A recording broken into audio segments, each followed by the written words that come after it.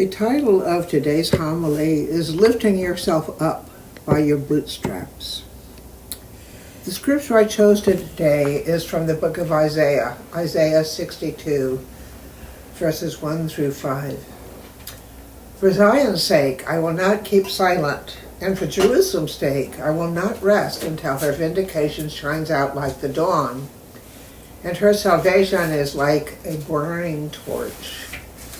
The nations shall see your vindication, all the kings your glory. You shall be called by a new name that the mouth of the Lord will give.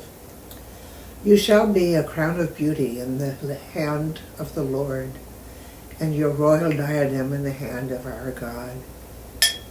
You shall no more be termed forsaken, and your land shall no longer be called desolate. But you shall be called, my delight is in her, and your land married. For the Lord delights in you, and your land shall be married. For as a young man marries a young woman, so shall your builder marry you.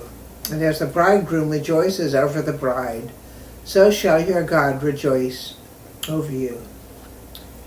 The first thing you need to know is that in the book of Isaiah, it's very complex. It's divided into 3 sections, written by 3 different authors who used the name of the prophet Isaiah. First, Isaiah is an anonymous prophet reminding the people in Palestine that the time of exile is coming, just as it had for the 10 northern tribes to Assyria in 722 BCE. They were never heard from again. Then there was the actual period of the exile in Babylon, lasting from 587 to 538 BCE, where King Cyrus freed them finally and gave them safe passage and protection back to Jerusalem. Well, since it was almost 50 years, the only ones of the original exiles must have been very small children or even babies. The rest were born in Babylon, hearing from their parents and grandparents the stories of both despair and hope. Even when they got back to the land most of them had never seen, the temple had been completely leveled, along with the walls of defense around the city. As they rose yet again to the challenge, men were dispatched around the whole city to build their own portion of the wall, each with a soldier on guard to protect them. The line I resonated with most from 3rd Isaiah was, "You shall no more be termed forsaken, and your land shall no longer be termed desolate." And yet they despaired and hoped as a community, not just by themselves. There was always someone else to share their feelings who understood. So to get to the main topic today, we have just survived the Christmas season, beginning with Halloween and ending at the Feast of Epiphany. As the carol claims, 'tis the season to be jolly. It's expected, even maybe especially for those of us who claim to be Christian. We must be jolly. But a lot of us during this season are not happy for a multitude of reasons. Not even times in our lives throughout the years where we are confused or depressed. The clinical name for it is smiling depression. We reinforce this by statements like, God doesn't give us any more that we can bear, or others have had it worse. This essentially just separates out the one who has depression and judges them as failures at the same time. Reminds me of the adage, pull yourself up by your bootstraps. I was intrigued by this line and tried to track its origin. A lot of people attribute it to Horatio Alger, a 19th century American writer who wrote primarily for young boys, using the rags to riches theme. The expectation was that if these boys tried hard enough, even if they were dirt poor orphans living on the streets, they could, all by themselves, somehow pull themselves up from their own bootstraps and accomplish this just by themselves. Yet this idea goes back even into literature, into the fantastical stories of Baron von Munchausen, a fictive character in the 18th century during the ongoing battles with the Ottoman Empire, which still controlled much of Europe. We just watched a 1988 movie about this baron. In it, he was able to travel to the moon, fashion a hot air balloon out of the silken underpants of the ladies, be swallowed by a large fish, and escape. It was during, however, the new age of reason which swept the continent with laws, experiments, and hypotheses, science reigning over fiction. And yet, even some of that fantasy is no longer fantasy. We've landed on the moon. Hot air balloon rides are very accessible almost anywhere. Submarines have been around since the last century. Well, actually, during the Civil War, where one was used. The real-life Munchausen actually fought for the Russian Empire in the Russo-Turkish War of 1735 to 1735. When he retired, he became a minor celebrity within aristocratic circles for telling outrageous tall tales, some of which I related above, based on his military career. And yet the most fantastical thing we both saw in the movie about the Baron can be seen in the picture below. Look at it carefully. Does anything strike you as funny?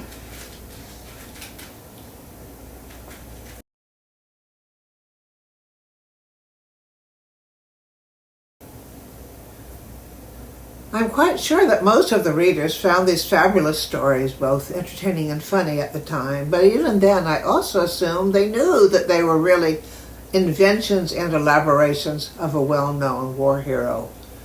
The picture you just saw shows the Baron pulling himself out of the water just by pulling up a rope attached just to him and the horse. This is and always has been a physical impossibility. But unlike his other adventures, it is still impossible, no matter how hard we try, how much people try to bully us into doing that which is unattainable by us. In the new world of the birth of the American culture beliefs and elaboration of the American dream, in the years after the Civil War, Horatio Alger, whom I've already mentioned, became a wildly popular author of boys' books with titles like Strive and Succeed, Risen from the Ranks, and The Odds Against Him. His 100-plus novels deeply embedded the idea of pulling yourself up by your own bootstraps into the American consciousness. So now anyone suffering from depression may very well feel unsupported, invisible, to the point that it has become a disorder named smiling depression. Both harmful Christian theology and the American dream myth of pulling yourself up by your own bootstraps contributes to the burden placed on anyone suffering from depression. Here are the signs of smiling depression. Loss of interest in enjoyable activities. It may be hidden more in smiling depression because we may just be showing the life of the party inside, however we are not truly enjoying ourselves. The second one is lethargy and fatigue. Tiredness is a common sign of depression. The individual feeling too exhausted even to get out of bed. And yet lethargy and fatigue often present differently in individuals with smiling depression. However, when they are alone after faking it for so long, exhaustion will take over. Third, shifts in sleeping habits. This is a significant point of concern for depression. The connection between sleep and depression may not always be shown with constant fatigue. Someone who's usually a sound sleeper may suddenly have trouble getting to sleep or staying asleep. Although some individuals feel tired all day, restlessness can now occur when they lay down to go to sleep.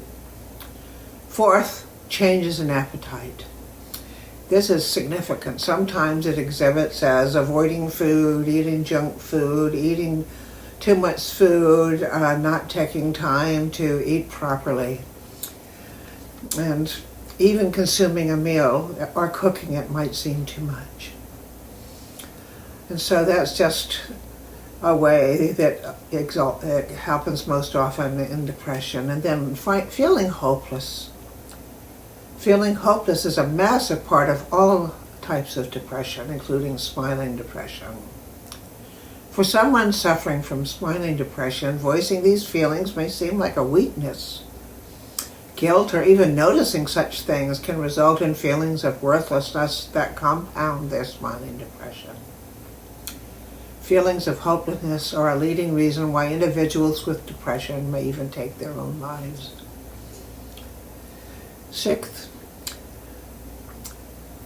Showing signs of this would be seen as showing a weakness. An individual with smiling depression might feel that showing any signs of depression would be like showing weakness. They may feel like others will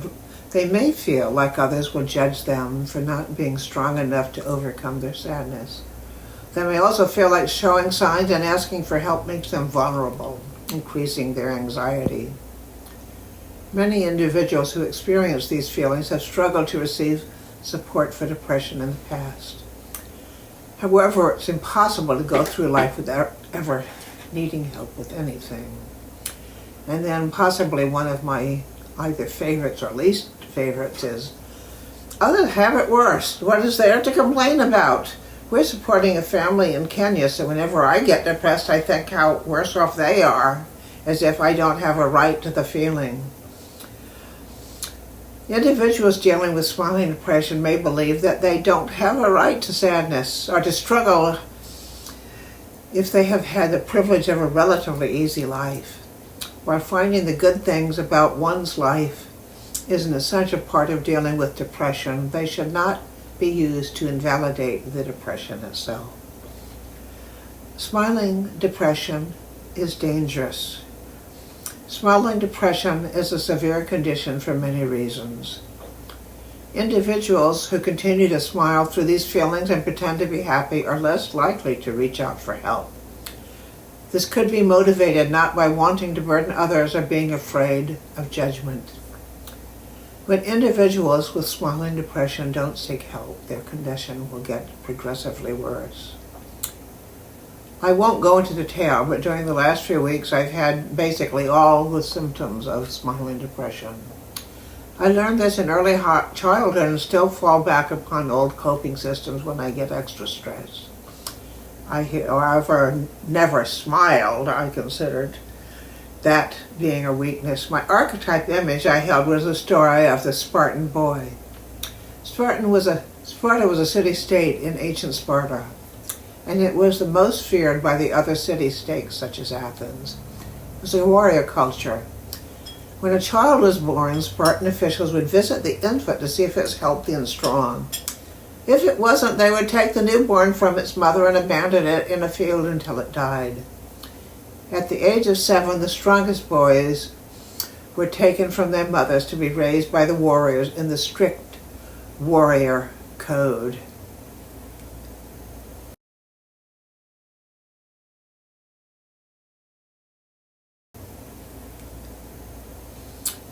What was important was to be a brave soldier. Spartan boys were taught to suffer any amount of physical pain without complaining.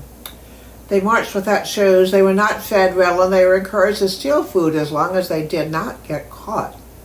One Spartan legend tells of a boy who stole a fox because he was starving.